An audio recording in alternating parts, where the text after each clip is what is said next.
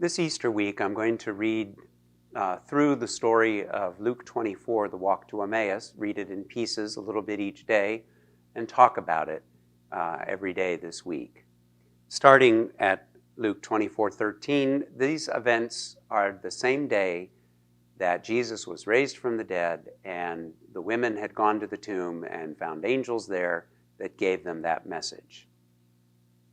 Now, on that same day, two of them were going to a village called Emmaus, about 7 miles from Jerusalem, and talking with each other about all these things that had happened. While they were talking and discussing, Jesus himself came near and went with them, but their eyes were kept from recognizing him. And he said to them, "What are you discussing with each other while you walk along?" They stood still, looking sad.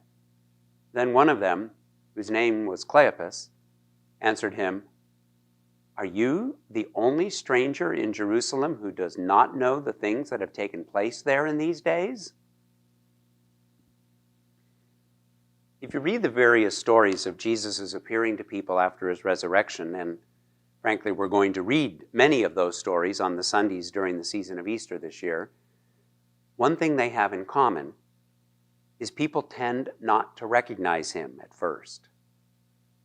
It's our first clue that resurrection is not mere reanimation of the dead. There are other stories in the Bible of people being raised from the dead, but there's never any question of other people recognizing them. The son of the widow of Zarephath, when the prophet Elijah raised him, she knew who he was. When Jesus raised Lazarus, they recognized him. Likewise, when Peter raised Dorcas. These folks, resuscitated, were not in any visible way changed.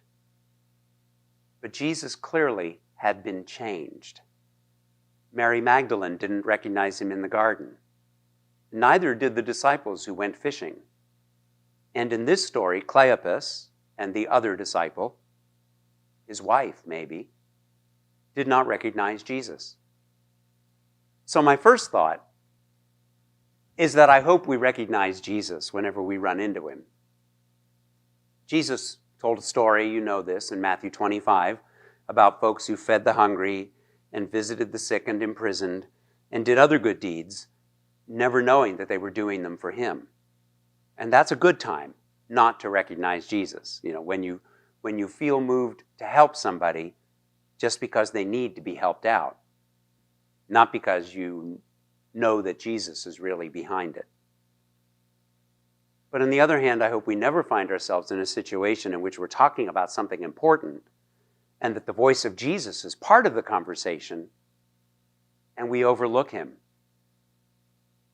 You and I are trying to navigate our way through this life. We're trying to do what we can to know and to serve God. And sometimes we can get into rather heated discussions about what's going on and what things mean or what's the right thing for us to do, right? It would be sad if Jesus tried to join the conversation and we didn't recognize him. So, the portion I read today stopped with a bit of irony. Cleopas asked, "Are you the only stranger in Jerusalem who does not know the things that have taken place there in these days?" That's nice. Jesus is the only stranger in Jerusalem who does know precisely the things that have taken place there. He's the only one who really knows what's going on.